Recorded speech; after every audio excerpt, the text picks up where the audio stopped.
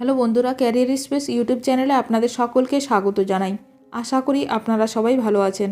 আজকে এই মুহূর্তে শিক্ষক নিয়োগ সংক্রান্ত যে সবচেয়ে গুরুত্বপূর্ণ আপডেট উঠে এসেছে, বিস্তারিত সেই সম্পর্কে আলোচনা করব। তাই ভিডিওটি অবশ্যই শেষ পর্যন্ত দেখবেন নিয়োগ সংক্রান্ত অনেক নতুন নতুন আপডেট পাওয়ার জন্য। যারা চ্যানেলে নতুন তারা চ্যানেলটিকে সাবস্ক্রাইব করে পাশে থাকা বেল বাটনে প্রেস করে অল নোটিফিকেশানটিকে অন করে রাখবেন, কারণ এমন ধরনের লেটেস্ট আপডেট নিয়ে এই চ্যানেলে সবসময় ভিডিও আপলোড করা হয়ে থাকে। নিয়োগ প্রক্রিয়া 3 মাসের মধ্যে শেষ করা সম্ভব নয়, যা জানালেন এসএসসি চেয়ারম্যান সিদ্ধার্থ মজুমদার।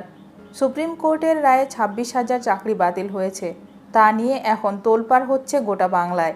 এই আবহে আজ শুক্রবার সাংবাদিক বৈঠক করলেন এসএসসির চেয়ারম্যান। সেখানে চেয়ারম্যান সিদ্ধার্থ মজুমদার স্পষ্ট ভাষায় জানান, সুপ্রিম কোর্টের রায়ে কিছু ধন্দ আছে, প্রয়োজনে অতিরিক্ত শূন্যপদ তৈরি করতে হতে পারে।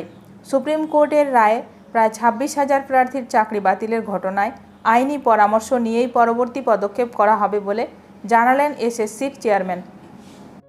আজ সাংবাদিক বৈঠক করে এসএসসি চেয়ারম্যান সিদ্ধার্থ মজুমদার বলেন, পরীক্ষায় বসার জন্য আবেদন জানিয়েছিলেন 26 লক্ষ প্রার্থী, পরীক্ষায় বসেন প্রায় 22 লক্ষ। এদের মধ্যে নবম দশমের 1,41,000 এবং একাদশ দ্বাদশের 1.5 লক্ষ প্রার্থী রয়েছেন। তাই এত বড় নিয়োগ প্রক্রিয়া 3 মাসের মধ্যে শেষ করা সম্ভব নয়। 3 মাসের কথা সুপ্রিম কোর্টের রায়ে উল্লেখ নেই। এটা একটা বড় প্রক্রিয়া। নতুন নিয়োগে কারা অংশ নেবেন সুপ্রিম কোর্টের রায়ে তা স্পষ্ট উল্লেখ করা নেই বলে জানান এসএসসি চেয়ারম্যান। এই বিষয়ে আইনজীবীদের পরামর্শ নেবে বলে আজ জানিয়েছে স্কুল সার্ভিস কমিশন। এসএসসির চেয়ারম্যানের বক্তব্য, অন্য চাকরি থেকে কেউ এসে থাকলে সেই তথ্য আমাদের কাছে আছে কিনা সেটা দেখতে হবে। যিনি চাকরিরত এটা তার পক্ষে জানা সম্ভব, তিনি পুরনো চাকরিতে ফিরে যাওয়ার আবেদন করবেন। প্রয়োজনে সুপার নিউমেরি অতিরিক্ত পদ তৈরি করা যেতে পারে। সুপ্রিম কোর্ট যে রায় দিয়েছে তা নিয়ে আইনজীবীদের পরামর্শ নেবে কমিশন। এসএসসি চেয়ারম্যানের কথায়, সুপ্রিম কোর্টের নির্দেশ মেনে দ্রুত যাতে নিয়োগ প্রক্রিয়া আমরা শুরু করি সেই বার্তা সরকার থেকে এসেছে। 2-1 সপ্তাহের মধ্যে আমাদের নিয়োগ প্রক্রিয়া শুরু করতে হবে, তার জন্য আমরা প্রস্তুত। আইনজীবীর সঙ্গে সরকারের সঙ্গে আমাদের আলোচনা হয়েছে।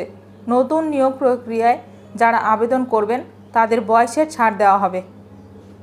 এখন দেখার বিষয় এই নিয়ে আরও কি গুরুত্বপূর্ণ খবর উঠে আসে।